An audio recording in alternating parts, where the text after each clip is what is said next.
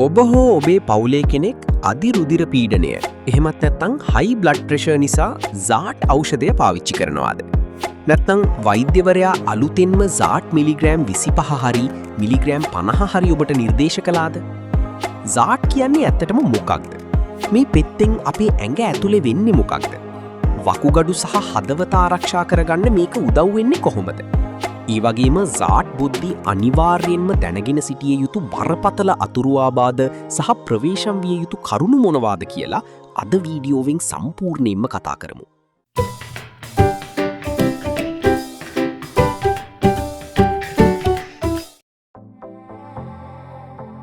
මේ බෙහෙත ශරීරය තුල ක්‍රියා කරන්නේ කොහොමද? අපේ ඇඟේ ස්වාභාවිකව හැදෙන ඇන්ජියෝටෙන්සින් 2 කියන රසායනිකයෙන් කරන්නේ ලේ නහර පටු කරන එකයි. ලේ නහර පටු වුණාම රුධිර පීඩනය වැඩි වෙනවා. ලොසාටන් මගින් කරන්නේ ඒ රසායනිකයේ ක්‍රියාත්මක වෙන එක වළක්වන එකයි. එවිට ලේ නහර හොඳින් ලිහිල් වෙනවා. ලේ ගමනාගමනය පහසු වෙනවා. එමගින් රුධිර පීඩනය ක්‍රමයෙන් අඩු වෙනවා. ලොසාටන් ලබා දෙන්නේ ඇයි? මෙම ඖෂධය ප්‍රධාන කරුණු 3ක් සඳහා වෛද්‍යවරු නිර්දේශ කරනවා. අධික රුධිර පීඩනය පාලනයට, හෘදයාබාධ සහ අංශභාගයේ වැළැක්වීමට, අංශභාග අවදානම අඩු කිරීමට, අධික රුධිර පීඩනය සහ හදවතේ බිත්ති ඝනවීම, left ventricular hypertrophy ඇති රෝගීන්ගේ අංශභාග අවදානම අඩු කරයි. වකුගඩු ආරක්ෂා කිරීමට, විශේෂයෙන්ම ටයිප් 2 දියවැඩියාව සහ අධික රුධිර පීඩනය ඇති රෝගීන්ගේ වකුගඩු ආබාධ ඇතිවීම හෝ වැඩිවීම ප්‍රමාද කිරීමට මේ උදව් වෙනවා.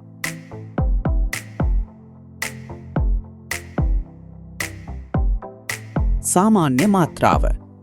මෙය සාමාන්‍යයෙන් වෙළඳපොලේ මිලිග්‍රෑම් 25, මිලිග්‍රෑම් 50 සහ මිලිග්‍රෑම් 100 ලෙස පෙති ආකාරයෙන් ලබා ගන්න පුළුවන්. ආරම්භක මාත්‍රාව. සාමාන්‍යයෙන් දිනකට එකවරක් මිලිග්‍රෑම් 50 ලෙස වෛද්‍යවරුන් පටන් ගන්නවා. පාලනය. රෝගියාගේ බ්ලඩ් ප්‍රෙෂර් තත්ත්වය අනුව එය දිනකට මිලිග්‍රෑම් 100 දක්වා වැඩි කිරීමට වෛද්‍යවරයා තීරණය කරන්න පුළුවන්.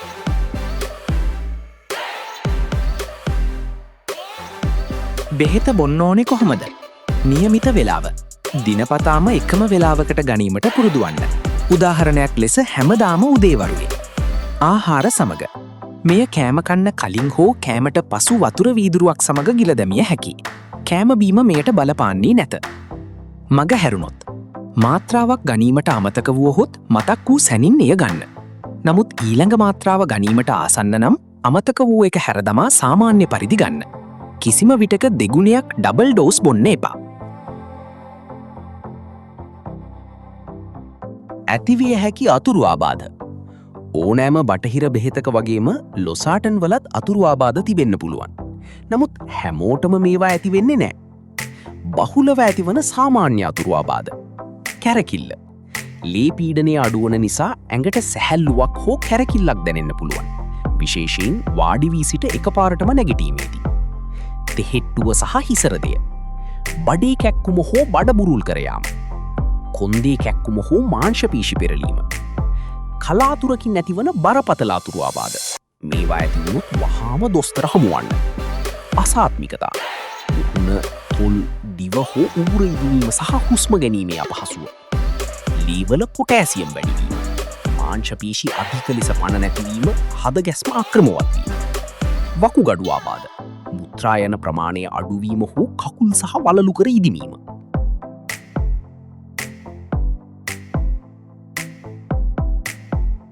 විශේෂ අනතුරු ඇඟවීම් සහ ප්‍රවේශම් විය යුතු කරුණු. ගර්භණී සමය. ඔබ ගැබ් ගෙන ඇතනම් හෝ ගැබ් ගැනීමට බලාපොරොත්තු වන්නේ නම් කිසිසේත්ම ලොසාටන් බොන්න එපා. මේන් කුස තුල සිටින දරුවාට මාරාන්තික හානි සිදු විය හැකියි. දැනටමත් බොනවා නම් වහාම වෛද්‍යවරයා හමු වී බෙහෙත වෙනස් කරගන්න. පොටෑසියම් අතිරේක. ලොසාටන් මගින් ඇඟේ පොටෑසියම් මට්ටම ඉහළ දමන නිසා වෛද්‍ය උපදේශ නැතිව පොටෑසියම් අඩංගු විටමින් වර්ග හෝ ඖෂධ ගන්න එපා. ශරීරයෙන් වතුර අඩුවීම. අධික ලෙස වමනය, පාචනය හෝ දහඩිය දැමීම නිසා ඇඟින් වතුර අඩු වුණොත් මේ බෙහෙත නිසා ලී පීඩනය ඕනෑවට වඩා අඩු වෙන්න පුළුවන්. මධ්‍යසාර. බෙහෙත බොන අතරතුර මධ්‍යසාර භාවිතය සීමා කරන්න. නැතහොත් කැරකිල්ල සහ ක්ලාන්ත ගතිය වැඩි විය හැක.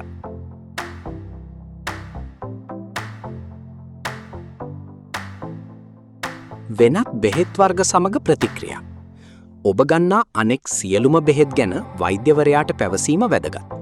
විශේෂයෙන්ම වේදනානාශක ඉබුප්‍රෝෆන්, ඩයික්ලෝෆනැක්, නැප්‍රොක්සන් වැනි වේදනානාශක නිතර ගැනීමෙන් ලොසාටන් වල ගුණය අඩුවන අතර වකුගඩුවලටද හානි විය හැක. ලිතියම් මානසික රෝග සඳහා ගන්නා ලිතියම් ශරීරයේ විෂවන මට්ටමට එකතු වීමට ලොසාටන් බලපෑ හැකි. වෙනත් බ්ලඩ් ප්‍රෙෂර් බෙහෙත් ඇලිස්කැරින් වැනි ඇතැම් රුධිර පීඩන ඖෂධ සමග මෙය එකට ලබා නොදේ.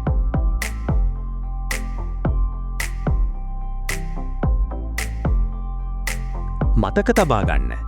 ඔබට රුධිර පීඩනය අඩු වී සුවයක් දැනුණත් වෛද්‍යවරයා පවසන තුරු බෙහෙත බොන එක නතර කරන්න එපා.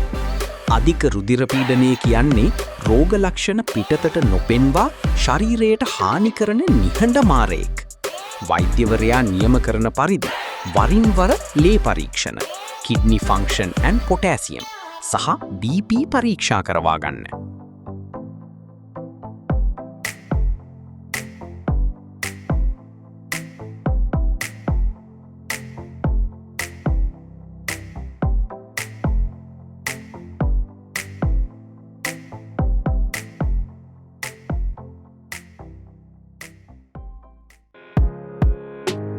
අවසාන වශයෙන් මතක් කරන්න ඕනේ මේ වීඩියෝවෙන් අපි ලබා දුන්නේ ZAART ඖෂධය පිළිබඳ අධ්‍යාපනික තොරතුරු විතරයි.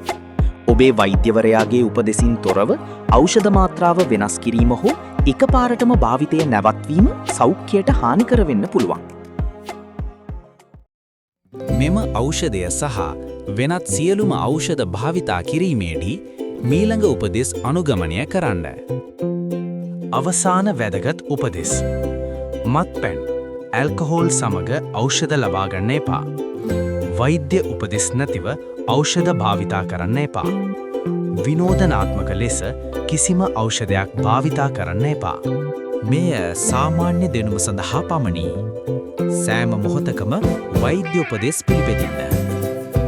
කාමර උෂ්ණත්වය සෙල්සියස් අංශක 20න් සෙල්සියස් අංශක 30 දක්වා. සෑම මොහොතකම ඖෂධ නියමිත ලෙස ස්ථානගත කරන්න. ඖෂධ භාවිතයේදී වඩාත් සැලකිලිමත් වන්න. කුඩා ළමුන්ගෙන් ඖෂධ දුරස් කර තබන්න.